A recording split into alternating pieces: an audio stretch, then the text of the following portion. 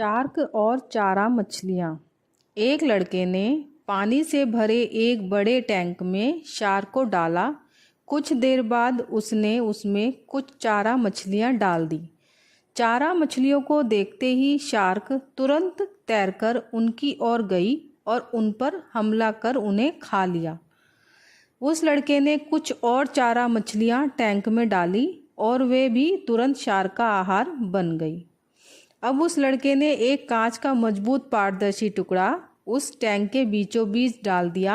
अब टैंक दो भागों में बंट चुका था। एक भाग में शार्क थी, दूसरे भाग में उसने कुछ चारा मछलियां डाल दी। विभाजक पारदर्शी कांच से शार्क चारा मछलियों को देख सकती थी। चारा मछलियों के देख शार्क फिर से उन पर हमला करने के लिए उस ओर तैरी, लेकिन कांच के विभाजक टुकड़े से टकराकर रह गई। उसने फिर से कोशिश की, लेकिन कांच के टुकड़े के कारण वह चारा मछलियों तक नहीं पहुंच सकी।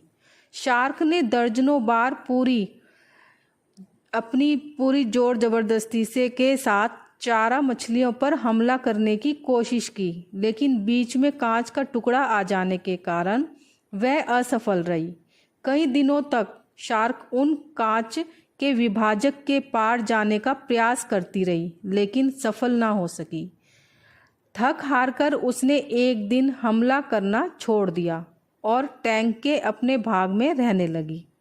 कुछ दिनों बाद उस लड़के ने टैंक से वह कांच का विभाजक हटा दिया, लेकिन शार्क ने कभी उन चारा मछलियों पर हमला नहीं किया, क्योंकि वह समझ चुकी थी कि उसने सोच लिया था कि वह उसे पार नहीं कर सकती। ठीक है, अब हमें इस कहानी से क्या शिक्षा मिलती है कि जीवन में असफलता का सामना करते करते हम कई बार अंदर से टूट जाते हैं और हार मान लेते हैं। हम सोच लेते हैं कि अब चाहे कितनी भी कोशिश कर लें, सफलता हम प्राप्त कर ही नहीं सकते, नामुमकिन है ये सब हमें हासिल होना। लेकिन और उसके बाद हम कभी कोशिश ही नहीं करते, जबकि असफलता प्राप्ति के लिए हमें लगातार प्रयास करना आवश्यक है।